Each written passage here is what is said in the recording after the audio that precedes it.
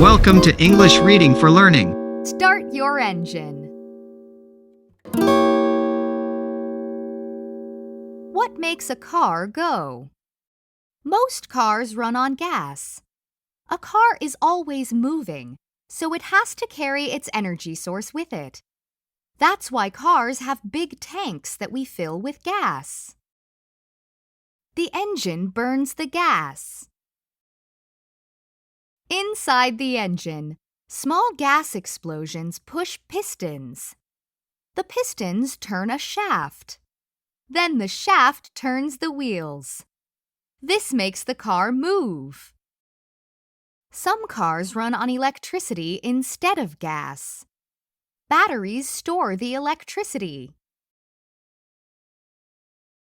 Electric motors do not have pistons.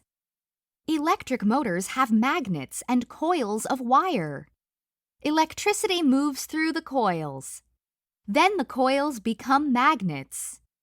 The magnetic parts push and pull at one another. The shaft spins and turns the car's wheels. Do you see the orange box under the car seats? It holds the batteries. Batteries need to be recharged. Drivers go to electric charging stations to plug in the car. Batteries are heavy.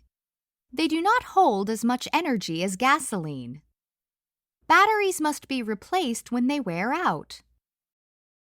Scientists are learning how to make lighter, stronger batteries. Scientists also look for ways to recycle batteries. How will cars of the future run? Thanks for watching and listening. Please click like and subscribe for new and latest uploads.